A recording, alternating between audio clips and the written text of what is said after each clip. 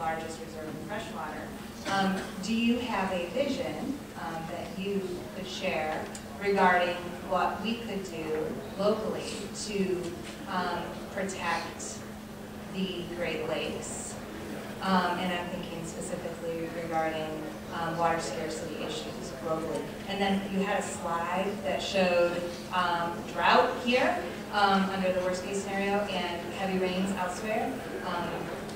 Do you have a vision for what we could do differently?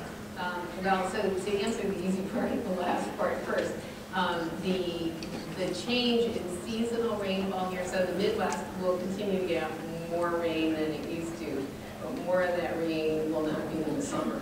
It'll be in the spring and fall. And we've already seen how there have been some springs where you have 3 days fewer planting because of the rainfall. And so getting them in at the right time and making sure they stay with the crops in at the right time. So even though we'll get more rainfall and more extreme rainfall, the timing of it will change, and unfortunately summer will be the time that drought might be.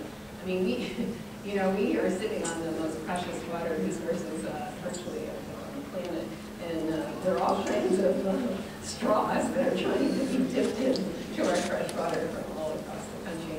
I think we need to be stewards of the Great Lakes and make sure that we keep them as clean and invasive-free and non-eutrophied as possible. We've been seeing a whole lot more algal blooms in recent years, and we know what causes it.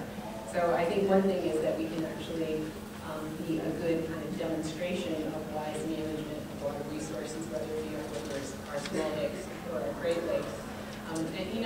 I think you all know more about how watershed management could be done better, but I think the kind of single issue, single approach to solving problems is definitely not going to work. And so we must, when we're thinking about invasive species, think about climate change and invasive species, because getting rid of invasive species today is not necessarily going to work for like a decade or so. Similarly, land management, it has to be managing for a wider range of events. So trying to protect from eutrophication, assuming again that we're not going to get these extreme rainfall events, is absolutely wrong, because we are going to get these extreme rainfall events. And so a lot of it is more, thinking about the integration of these issues, and what I was trying to call is, kind of robust decisions instead of optimal. That the garlic mustard of today will be something else of tomorrow, and so a kind of more systems approach to maintaining the health of what can remain native plants and animals in the local waters, as opposed to kind of skirmish or battle by battle. And I think that's what's kind of been missing. You guys are really, I'm not saying you're missing it, but you guys are really kind of the engineers of the environment as well as the stewards of the environment. And so thinking about systemic approaches that are likely to survive under the buffeting by both increased rainfall and increased drought and increased temperature and increased ozone. Even the federal agencies right now don't kind of think that way. When you talk to the Department of Agriculture 4 years ago, they do develop crops for a drought, but they weren't really looking at heat, CO2, drought, and flood. Now they're starting to move in that direction. And you guys are actually seeing all these things change your landscapes today.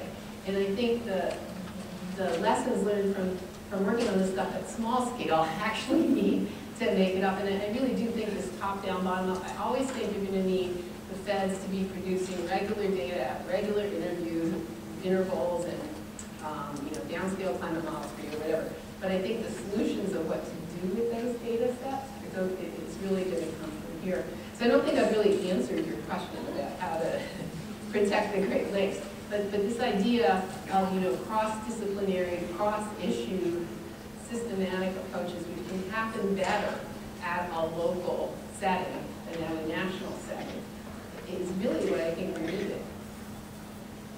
Great, thanks, Rosina.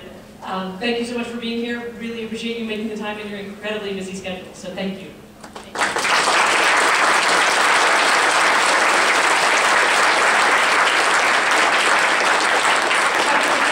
We're hearing over and over and over again that the thing we need to do is to keep learning from each other, keep sharing our our lessons, and so let's keep doing that this afternoon. Helen, I have your credit card. You saw, you thought I'd walk away with it. And 1:45 conference sessions down the hall. Note that there's one double session in the second session this afternoon. The Fire Roundtable will go over 2 sessions. Enjoy. We'll see you back here for the post-reception and strolling dinner.